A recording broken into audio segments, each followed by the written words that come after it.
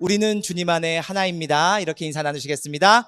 우리는 주님 안에 하나입니다. 우리는 주님 안에 하나입니다. 그렇습니다. 우리는 그리스도의 몸된 주님 안에 한 교회입니다. 그리고 오늘 변함없이 교회를 섬겨주시는 많은 분들이 계십니다. 우리 온세대 예배에 앞서서 우리 먼저 그분들에게 감사 인사를 했으면 좋겠는데요. 어제 오늘 아침까지 수양에 마치고 돌아오신 우리를 섬겨주시는 목자님들, 그리고 찬양으로 섬겨주신 우리 찬양팀, 그리고 보이지 않는 저 뒤에서 아무도 보지 않는 곳에서도 우리 애써주시는 미디어 영상팀, 또 매주 애찬 준비해주시는 여선교회, 명랑운동의 준비로 바쁘신 남선교회, 마지막으로 수련회 앞둔 청년회까지 구석구석 우리 교회를 섬겨주시는 많은 분들 계십니다. 우리 다시 한번 박수로 감사를 표했으면 좋겠습니다. 네, 감사드립니다. 네, 싱가포르 영광교회 함께 세워주신 모든 분들께 진심으로 감사드립니다. 네, 오늘은 왕보다 양이 좋습니다. 왕보다 양이 좋습니다라는 제목으로 말씀 함께 나누겠습니다. 혹시 라디오 듣는 거 좋아하십니까? 지금도 라디오 들으시는 분 계십니까? 요새는 아무래도 영상 시대다 보니까 유튜브를 더 많이 듣고 핸드폰으로 라디오 들을 수 있는지는 잘 모르겠습니다. 라디오 들으시는 분들보다는 영상 보시는 분들이 훨씬 많을 것 같은데요. 그래도 자동차 운전하시는 분들 중에서는 아무 생각 없이 그냥 남이 골라준 음악 들어봤으면 좋겠다. 나의 플레이리스트 말고 누군가가 잘 아는 사람이 무작위로 랜덤으로 음악을 들려주고 주었으면 좋겠다 싶을 때는요, 이 라디오만한 게 없는 것 같습니다. 그렇죠? 라디오 좋아하시는 분들, 또 옛날에 DJ들 좋아하시는 분들 많이 계실 겁니다. 그런데 지금은요, 버튼 하나만 누르면 주파수가 탁탁 맞춰지잖아요. 뭐 몇 점 몇 하면 몇 점 몇 바로 가고 이렇게 되잖아요. 혹시 기억하십니까? 제가 어릴 때만 하더라도요, 라디오는 버튼이 아니었습니다. 뭐였습니까? 네, 이렇게 하시는 분들이 이제 저랑 동년배인 겁니다. 이렇게 하시는 분들이 계십니다. 네, 다이얼이요, 아주 정교하게 조금씩 주파수를 맞출 수가 있었습니다. 그런데 이 다이얼이요, 조금만 높아도 어떻게 됩니까? 지지직거립니다. 또 조금만 낮아도 마찬가지로 지지직거리고요. 어느 순간에는 두 개의 채널이 막 같이 들리기도 합니다. 그런데 아주 정확하게 내가 원하는 지점에 탁 도달하면 모든 잡음이 싹 사라집니다. 섞여 들리던 소리가 없어집니다. 그리고 깨끗하고 선명한 노래와 DJ의 목소리가 나오기 시작합니다. 오늘 시편 23편의 작가는요, 다윗입니다. 시편 23편을 지은 사람은요, 다윗 왕이었는데요. 다윗 왕의 인생을 우리가 사무엘상과 또 뭐 다양한 책을 통해서 우리가 살펴볼 수가 있는데, 그의 인생을 보면요, 그의 인생의 주파수를 맞추기가 대단히 어려워 보이는 인생입니다. 온갖 잡음으로 지지직거리는 소리로 시끄러워서 잠을 이룰 수 없을 정도로 어려운 인생, 혼란스러운 인생을 살았던 것이 또한 다윗이었습니다. 예를 들어 볼까요? 다윗이 등장하는 장면입니다. 그의 아버지 이새가 있었고요, 사무엘이라고 하는 선지자가 나라의 왕을 찾아서 이새를 찾아옵니다. 이새의 아들 중에서 이스라엘을 다스릴 왕이 나올 거야. 그래서 막 찾고 있었습니다. 다윗의 아버지 이새를 찾아왔을 때 사실 그 자리에서요, 막내 아들이었던 다윗은 아버지의 추천 리스트에도 없었습니다. 그러니까 다윗은요, 아빠도 추천서를 써주지 않는 아들이었다는 겁니다. 상상이 되십니까? 내 아빠인데 나한테 추천서를 써주지 않는 겁니다. 그러니까 다윗은요, 열등감이란 잡음에 충분히 시달릴 수 있는 인생으로, 또 그런 장면으로 시작하며 등장합니다. 그러다가 열등감이 아니라 이번엔 정반대로 저 튕겨나가는 다른 주파수에 맞춰지는 사건이 일어납니다. 무엇일까요? 열등감이 아니라 갑자기 우월감에 도취될 수밖에 없는 사건이 일어납니다. 우리 자녀들도 잘 알고 있는 골리앗 이야기입니다. 다윗과 골리앗 이야기입니다. 돌멩이 하나로요, 다 두려워서 아무 떨고 있는 그 자리에 나가서 한 방에 골리앗을 쓰러뜨려 버립니다. 갑자기 나라의 영웅이 되는 겁니다. 그러면서 사람들이 뭐라 그랬냐면요, 당시 왕이 사울 왕이었는데요, 사울 왕은 천천히요, 다윗은 만만이라, 이런 노래를 막 부르기 시작했습니다. 왕을 조롱하고 우리의 진짜 왕은 다윗이다, 막 그렇게 축혀 세우며 영웅 대접을 해줬습니다. 그러니 이번에는 다윗이 우월감에 젖어들 수도 있었을 겁니다. 이것만이 아닙니다. 다윗의 인생을 우리가 다 살펴보면요, 열등감, 우월감 뿐만이 아니라요, 그는 한때 부하를 죽게 만들었고요, 그리고 그 부하의 아내를 취한 일이 있었습니다. 또 아들 중에 압살롬이라는 사람이 있었습니다. 이 압살롬은요, 아버지 다윗을 끌어내리고 자기가 왕이 되려고 반란을 일으킵니다. 그런데 그 압살롬이 죽자 다윗이 너무나도 슬퍼합니다. 반란을 일으켜서 죽일 수밖에 없었지만 아들이 죽으니 또 슬픈 겁니다. 그렇게 다윗의 인생은요, 열등감, 우월감, 죄책감, 열패감 같은 온갖 잡음이 끼어들고 시달릴 수밖에 없는 인생을 살았던 사람이 바로 다윗이기도 했습니다. 그런데 이 다윗이요, 자기 인생의 주파수를 정확하게 맞춰놓는 믿음의 고백, 믿음의 다이어리, 바로 오늘 말씀 1절의 그의 고백입니다. 우리 한 목소리로 같이 읽어보겠습니다. 내 인생의, 내 믿음의 또 다이어리 되기를 바라는 마음으로 우리 같이 한번 읽어보겠습니다. 시작. 여호와는 나의 목자시니 내게 부족함이 없으리로다. 아멘. 다윗은 그랬습니다. 아버지가 나에게 추천서 써주지 않으신다고 난 열등한 존재야, 난 양이나 쳐야 돼, 그렇게 생각하지 않았습니다. 또 갑자기 골리앗을 무찔렀다고 해서 나는 사울 왕보다 훨씬 대단한 존재야, 영웅적인 존재야, 그렇게 생각하지 않았습니다. 온갖 잡음이 흘러들어올 수 있었지만 다윗의 인생은 마치 주파수를 맞추는 것처럼 낮아지면 다시 높이고 높이면 다시 낮아지는 그 주파수 딱 맞추고 하나님의 음성을 들었던 사람입니다. 어떻게 들었을까요? 방금 보신 그 믿음의 고백으로 자기 인생의 주파수를 맞춘 겁니다. 나는 하나님의 양이다. 이것이 다윗의 믿음의 고백이었고요. 잡음이 끼어들 수밖에 없었던 다윗의 인생을 주파수를 정확히 맞추고 주님의 음성을 듣게 한 다이어리였습니다. 이 믿음의 고백으로 다윗은 인생의 주파수를 맞추었습니다. 사랑하는 성도님들, 우리 인생도 그렇지 않습니까? 온갖 잡음이 들어올 수 있고 우리도 거기에 시달릴 수 있습니다. 저도 그런데요, 뭐 하나만 작게 잘하면 막 교만해지더라고요. 내가 이렇게 했어, 역시 난 잘해, 뭐 이런 생각이 드는 겁니다. 그런데 또 제가 이 설교 한 번이라도 실패하고 등에 식은땀이 나잖아요. 하루 정도는 열패감에 젖어가지고 왜 그렇게 얘기했지? 영상 다시 찾아보고 막 열등감에 젖어 있을 때도 있습니다. 우리는요, 인생의 주파수가 막 왔다 갔다 하면서 이런저런 잡음에 시달립니다. 참 인생 쉽지 않습니다. 우여곡절이 있습니다. 수많은 잡음들 사이에서 우리 마음은 지지직거립니다. 그런데 오늘 말씀은 그 인생에 아주 좋은 다이어리 하나 있다고 우리에게 알려주는 것 같습니다. 그것은 바로 내가 세상의 왕이 아니라 나는 하나님의 양이 되는 것입니다. 내가 세상의 왕이 되려고 막 노력하는 그 인생이 아니라 나는 하나님의 양이구나. 그것을 믿음으로 고백하며 나의 인생의 주파수를 맞춰가는 겁니다. 그리고 하나님께서는 그 양에게 오늘 약속하십니다. 다윗이 그렇게 인생을 살아보니까 고백하게 되는 내용입니다. 이렇게 고백합니다. 그가 나를 푸른 풀밭과 쉴만한 물가로 인도하셨다. 아까 제가 다윗의 인생 들려드렸죠. 쉴만한 물가, 푸른 풀밭, 좀 거리가 먼 인생이었습니다. 사울 왕이 죽이려고 쫓아다녔을 때 막 도망다녔고요. 압살롬 자기 자녀가 반란을 일으켜서 도망다녔습니다. 그리고 여러 가지 열패감과 문제들로 우여곡절, 모든 것을 겪었던 것이 다윗의 인생인데요. 그가 지금 이렇게 고백하는 겁니다. 주님께서 나를 푸른 풀밭과 쉴만한 물가로 인도하셨다. 어떻게 이렇게 고백할 수 있었을까요? 나는 왕이 아니라 나는 주님의 어린 양이라는 그 믿음 때문입니다. 그러니 우리는요, 좋은 대학의 대학생이 되려고 꿈꾸기보다, 좋은 직장의 사장이나 사원이 되려 하기 전보다 선한 목자의 음성을 듣는 하나님의 어린 양이라고 하는 그 사실, 그 믿음의 고백이 우리 안에 있기를 간절히 축원합니다. 그래서 오늘 말씀의 제목이 바로 이렇습니다. 왕보다 양이 좋습니다. 왕보다 양이 좋습니다. 네. 그런데 저는 정말 묻고 싶습니다. 정말 왕보다 양이 좋은 것처럼 인생을 살아가십니까? 왕은 가진 것도 많고요, 무엇이든 자기 뜻대로 할 수 있습니다. 그런데 우리는 인생의 왕이 되고 싶지 않습니까?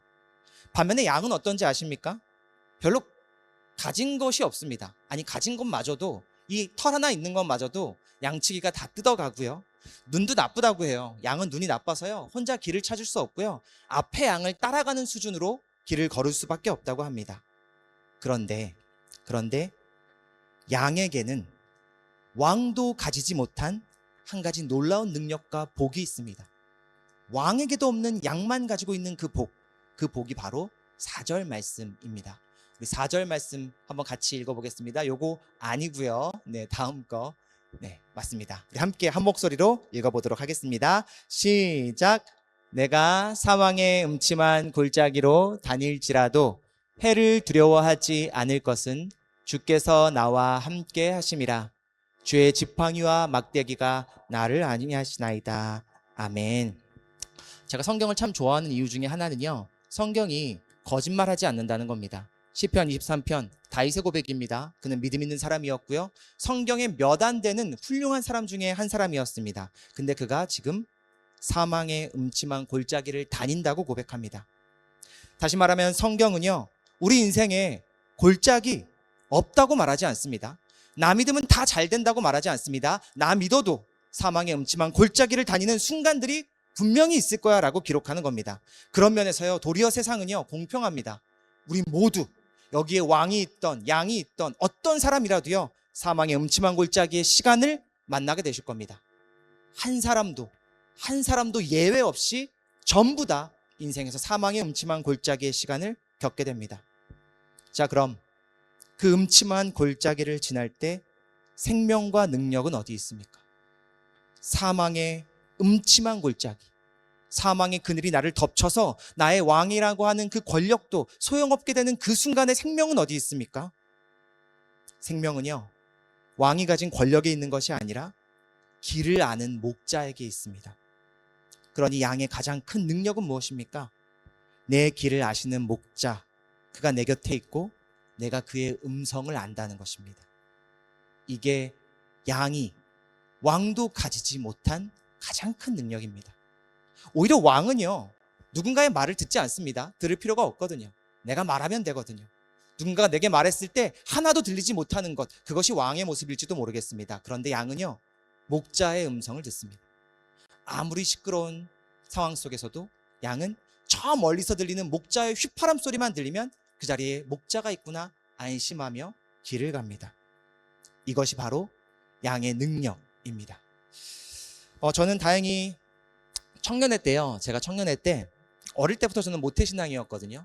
한 번도 교회에 빠져본 적이 없습니다. 그런데 대학교 1, 2학년이 되자마자 제가 주의를 어기는 일들이 생기더라고요. 그리고 이상하게 또 철학과를 가면서 신이 없다는 생각에 사로잡힌 적이 있었습니다. 그러면서 저의 믿음도 다 무너지고, 솔직히 말하면 부모님께 말은 못했지만 믿음을 잃어버렸다라고 생각했던 순간들이 청년회 때에 있었습니다. 그래서 그런지는 몰라도요, 하나님께서는 저를 청년들을 돌보는 그런 사역을 많이 맡겨주셨던 것 같아요. 전도사가 된 순간부터 청년 사역을 했고요, 우리 영광교회 오기 직전까지도 청년 부서를 맡고 함께 했습니다.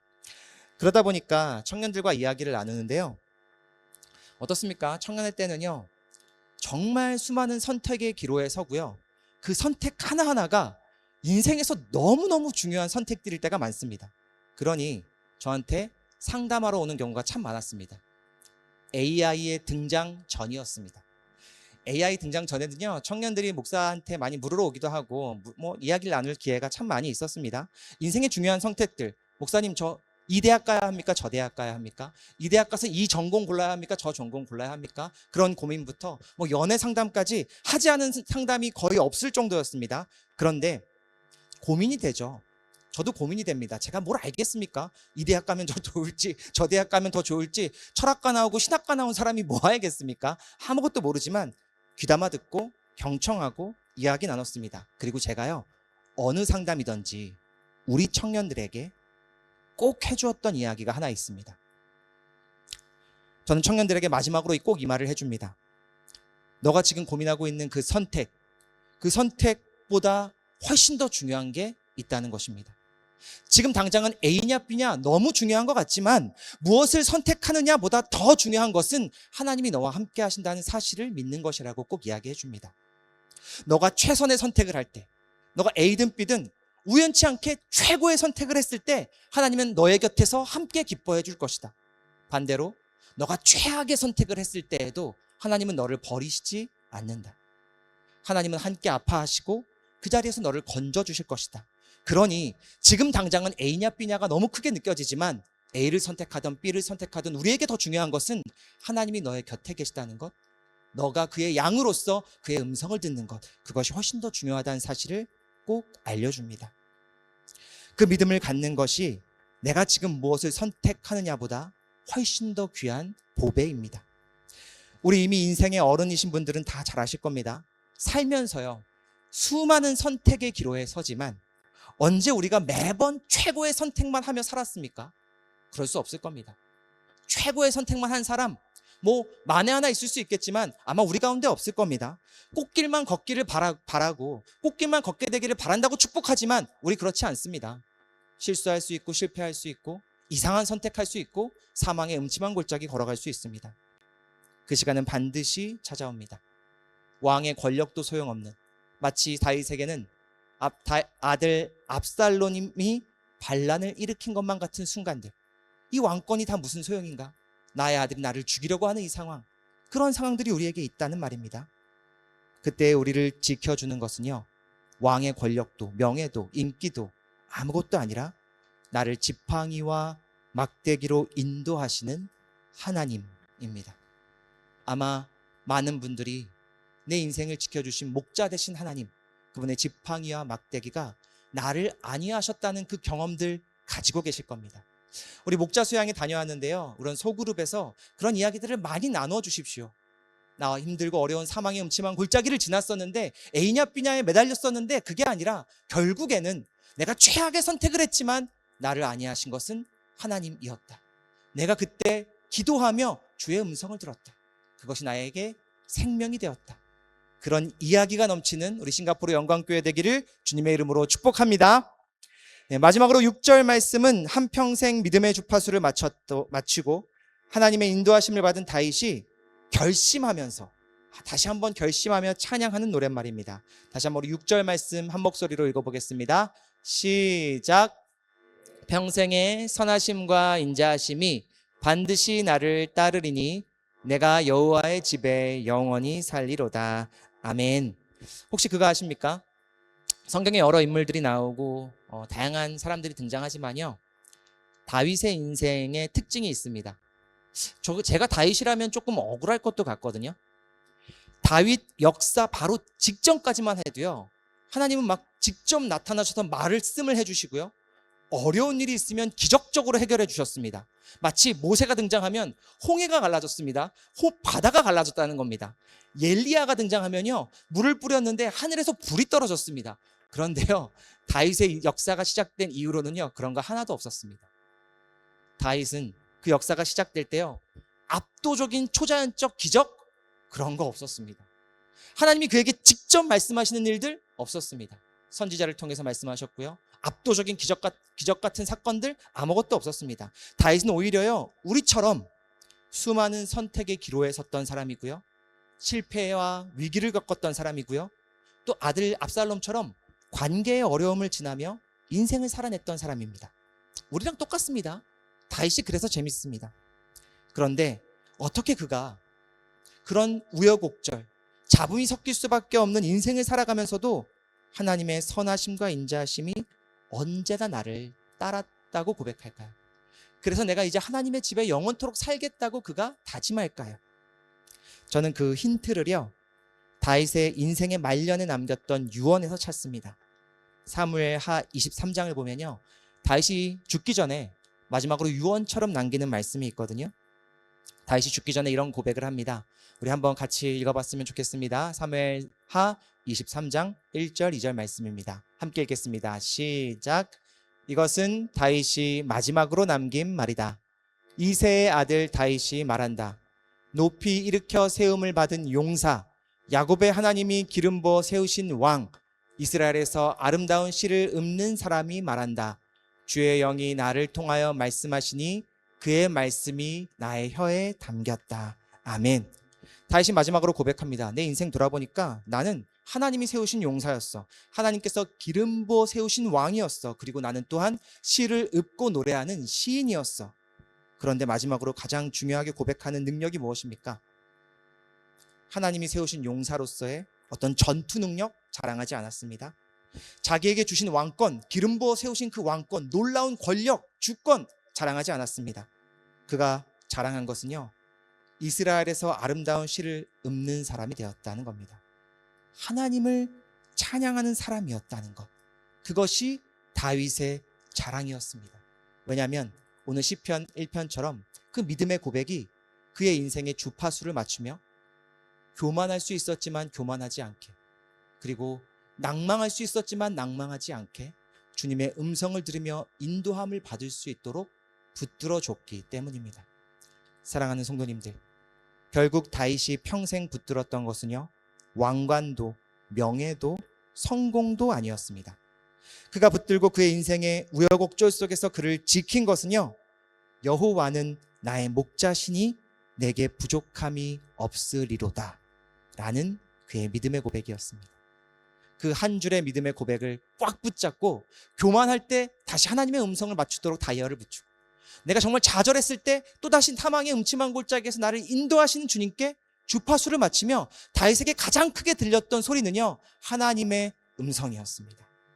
저와 여러분도 이 믿음의 다이얼, 여호와는 나의 목자시니 내게 부족함이 없습니다, 나는 왕도 아니고 주님의 양입니다, 이 믿음의 고백으로 저와 여러분의 인생의 다이얼, 인생의 주파수가 하나님께 맞춰지시기를 주님의 이름으로 축복합니다. 우리 기도드리겠습니다.